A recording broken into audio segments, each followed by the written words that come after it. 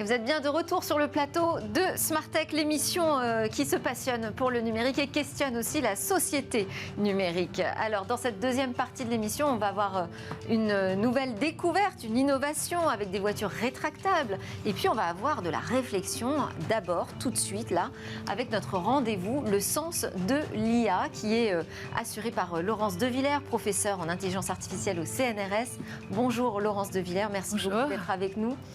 On approche là de la saison de la Toussaint, enfin on y est dedans en fait, hein, et donc c'est une période où moi je reçois beaucoup de sollicitations, de nouveaux services qui me promettent des testaments numériques, de prolonger la vie de mes défunts. Enfin bref, on est en train de vouloir faire parler les morts désormais.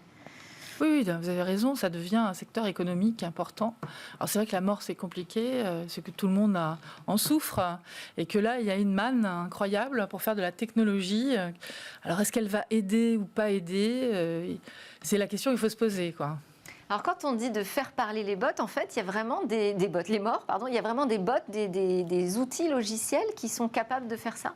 Oui, alors c'est plus de la science-fiction, hein. On l'a vu avec Black Mirror, par exemple, qui avait un épisode sur quelqu'un qui perdait un être cher. Donc c'était une jeune femme qui perdait son compagnon et elle trouvait un système comme ça. Enfin, une amie lui disait, regarde, il y a un système qui existe. Il suffit qu'il y ait les données en fait de la personne. Donc tu as bien des données audio, voire vidéo. Et donc il y a un système qui permet de recréer cela. Alors ça va assez loin parce que ensuite elle n'arrive pas à se détacher de cet objet qui revient. Alors, il vient d'abord sous forme d'un chatbot, donc un système qui marche sur un ordinateur, par exemple, où on les voit dans les Google Home. Enfin, c'est des dialogueurs qui sont entraînés sur les données orales. Mais on peut prendre la voix du défunt. Vous voyez, donc c'est très fort, parce que lorsque la personne entend la voix de l'être cher qui manque, évidemment, c'est très émotionnel. Donc tout de suite, on y voit un intérêt personnel. Qu'est-ce que ça peut vouloir m'apporter? Est-ce que je vais mieux faire un deuil, etc. Mais en tout cas, là, c'est... Et ça va jusque dans Black Mirror, ça va jusqu'à la oui, matérialisation. Jusqu'à l'incarnation, évidemment, dans un robot géminoïde, jumeau de l'humain. Et donc, c'est encore plus étonnant et plus dérangeant.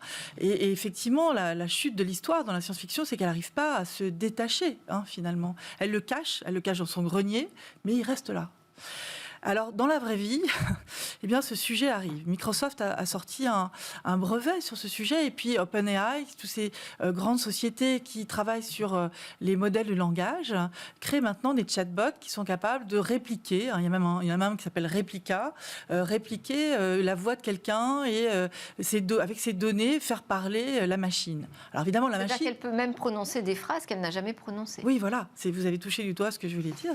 Évidemment, c'est un puzzle. La machine joue avec les mots, le son de la voix de la personne, mais elle peut émettre des paroles que la personne n'a jamais dit. Alors, est-ce que là, il y a un problème de dignité de l'humain ou pas?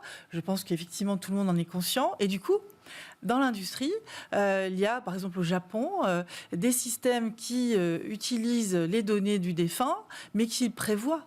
Donc on donne, il y a un projet comme ça qui est un peu artistique, on ne sait pas jusqu'où ça ira, mais l'idée c'est que la personne avant de décéder, mettre en scène finalement ce genre de choses, donne des données, interagit avec un système qui va capturer ces données audio, ces données physiques et la tessiture de sa voix, et qu'ensuite, si la famille le souhaite, eh bien on peut rejouer ces données à travers une machine, avec au Japon cette idée que ça durait un temps de rituel. Par exemple, 49 jours, hein, qui est le rituel dans les rites bouddhistes. Donc un vrai moment de deuil. Un vrai moment de deuil, d'échange avec une espèce de robot qui aurait l'image du défunt projetée sur le visage et qui parlerait comme lui. Alors, ce qui est intéressant là, c'est de voir l'idée du rituel. Alors sinon, on voit arriver en Corée d'autres exemples où, en réalité virtuelle, alors qui est encore plus... donc ça, c'est le projet Shaman Art du Japon, avec cette idée de deuil. Vous voyez, il incarne juste le visage, et il a la voix du défunt. Et c'est un objet pour élaborer un deuil, d'accord? Donc avec une fin. On voit arriver donc d'autres attractivités comme ça autour du deuil, qui sont par exemple en Corée, de faire de la réalité virtuelle où on va retrouver un être cher en réalité. Et regardez sur YouTube, il y en a beaucoup des séquences. Un casque, en fait. Mais un casque de réalité virtuelle.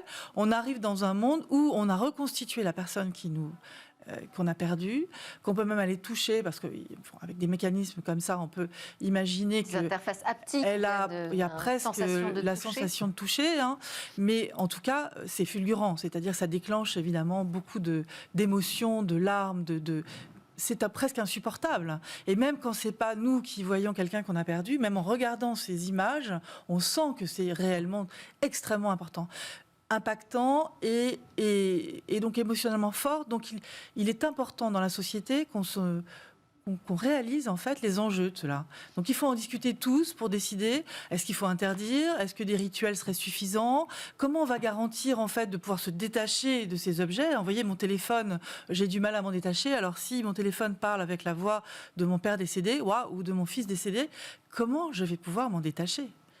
Donc, là, on rentre dans les tensions éthiques que peuvent créer ces deadbots, finalement. Oui, tout à fait. C'est d'un côté, peut-être qu'effectivement, l'élaboration du rituel pourrait, pour certaines personnes, être élaborée comme ça. En psychiatrie, il faut en parler. Il y a des études à faire, il y a de la recherche à faire là-dessus. Évidemment, s'il y a un rituel et s'il y a des normes et des façons de l'utiliser, ces objets, c'est déjà intéressant. Si on a... Évidemment, il faut avoir... l'acceptation de la personne, c'est-à-dire avant son décès, qu'elle ait préparé ce genre de message pour ses proches.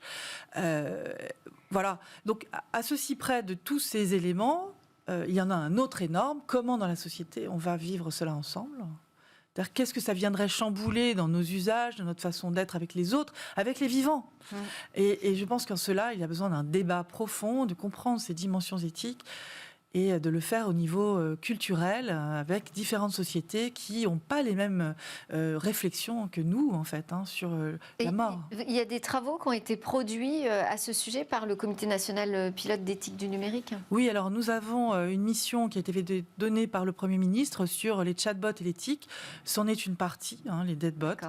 Et cette mission sera donnée et révélée au public le 9 novembre dans une conférence de presse. Et ça sera disponible sur Internet si vous voulez trouver au CNPEN cet avis avec ses préconisations qui sont à la fois pour la réglementation, pour la gouvernance, pour les industriels, mais aussi pour les chercheurs, pour avancer plus, pour la compréhension de comment la société peut intégrer ces technologies. Merci beaucoup, Laurence de Villers. Merci de partager avec nous toutes ces réflexions ô combien importantes. Je rappelle que vous êtes professeur en intelligence artificielle au CNRS. À suivre dans Smart Tech, c'est notre Zoom quotidien sur l'innovation.